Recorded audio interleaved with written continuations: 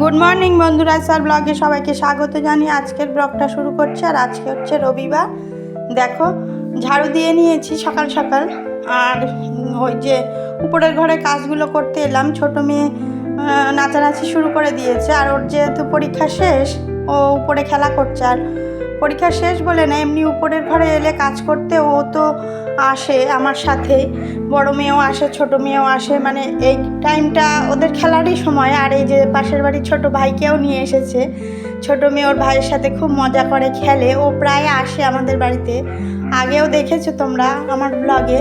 পাশের বাড়িতে থাকে ওরা। আর ওই যে খেলা করছে এখন। আর আমি ঘর মুছে নিয়েছি, কিন্তু আমি ঘর মোছার সময় হাঁটতে দিই না, কিন্তু ওরা নিচে ছিল, ঝপ করে উপরে এসে আমার মোছা ঘরের মধ্যে হেঁটে দিল। আর হাঁটলে তো পুরো কাদা কাদা হয়ে যায়। উপরের ওই টাইলসগুলো তো সাদা, ওই জন্য পুরো কাদা হয়ে যায়। পুরো ওই দিকটা মুছে আমার আবারও এই দিকটা আবার একটু হালকা হাতে বুলিয়ে নিলাম। আর নিচের ঘরের কাজকর্ম এখনও কিছুই হয়নি। উপরের ঘরের কাজকর্মগুলো সেরে নিয়ে তারপরে নিচের ঘরে যাব। উপরের ঘরে ঝাড়ু টাড়ু দিয়ে নিয়েছি, তারপরে ঘর মুছলাম। এখন ঘর মুছছি, সব ঘরগুলোই মুছে নেব। আর অন্যান্য ঘরগুলোতে সেরকম একটা দেখানো হয় না, কেননা অন্যান্য ঘরগুলোতে সব মাল ভর্তি থাকে। আর আমাদের দোকানের মালগুলো সব উপরের ঘরে রাখা হয়েছে। আর বারান্দাটা আর এই রুমটা একটু ফাঁকা থাকে, অন্যান্য রুমগুলো সব প্রায় টুকটাক মাল রয়েছে। আর এই বারান্দাটায় আমরা এসে বসি। আর ওই ঘরটায় আমাদের বিছানাটা পাতা থাকে, শোয়া হয়। আর ও বিছানাটা তুলে নিয়ে ওইখানে মেঝেতে বিছানাটা পাতা থাকে, বিছানাটা তুলে তারপরে আমি ঘরটার পরিষ্কার করে নিচ্ছি। সপ্তাহে একটাই দিন উপরের ঘরগুলো মোছা হয়, অন্য সব দিন মোছা হয় না। রবিবার তো অনেক কাজ, ঘরের নিচের ঘরের কাজ করার পরে উপরের ঘরে সমস্ত ঝাড়ু দেওয়া, ঘর মোছা, কোথায় কী নোংরা হয়েছে সেগুলো সব রবিবারের জন্যই থাকে। আর এই যে ছোটো মেয়ে বারান্দাটা মুছে যাওয়ার পরে চলে এসেছে। আবার ওই যে জিপটা কাটলো, কেটে আবার ও চলে গেল। আর ঘর মোছার সময় আমি বারণ করি আসতে, সেটাই বকছিলাম যে কেন আসছিস। আমি একটা দরজা দিয়ে বেরিয়ে গেছি, ও আর একটা দরজা দিয়ে ঢুকে গেছে। আর এই ঘরটা দেখো মাল ভর্তি, তোমাদের অনেক অনেক সময় দেখাই।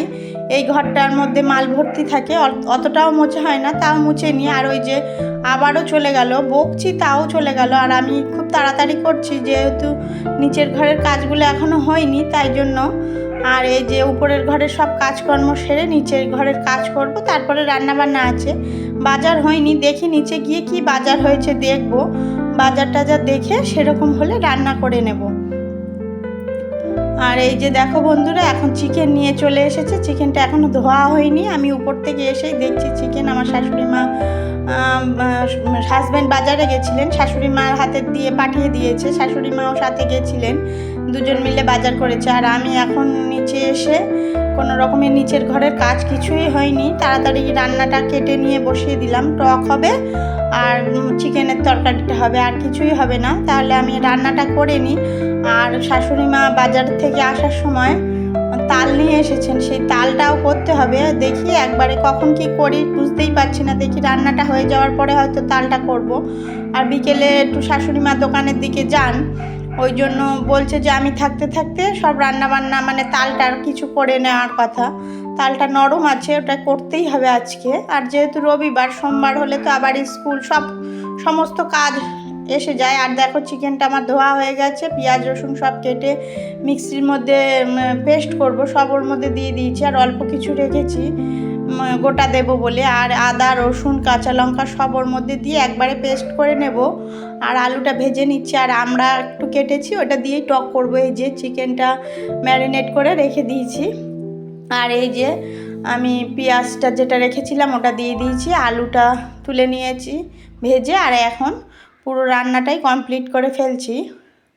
আর অল্প কিছু রেখেছি, চিকেন পকোড়া টকোড়া করানো যায় নাকি, অল্প কিছু রাখলাম তুলে।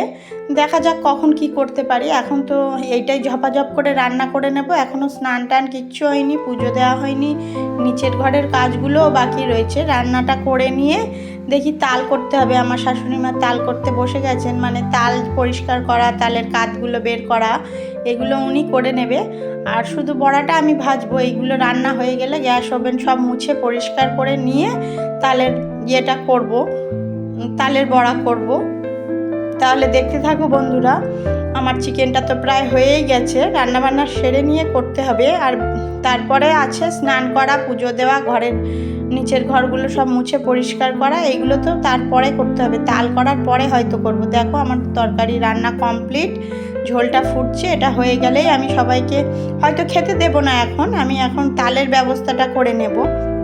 তালটা মেখে দেবেন আমার শাশুড়ি মা, মানে কি দেয় ওগুলো, ময়দা তারপরে সুজি, ওগুলো দিয়েই করে দেবে। আর এই যে দেখো আমি এখন দুই পারে দুটো উনুনে বসিয়ে দিয়েছি, যেহেতু স্নান করা হয়নি, পুজো দেওয়া হয়নি, অনেকটা তালের বড়া ভাজা কমপ্লিটও হয়ে গেছে। তাহলে বন্ধুরা, ভিডিওটি যদি ভালো লেগে থাকে লাইক কমেন্ট শেয়ার করবেন, সাবস্ক্রাইব করবেন।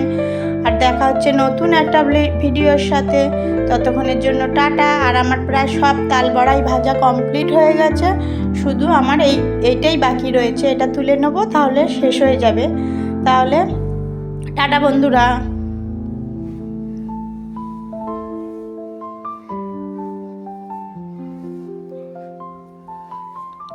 Tata bye.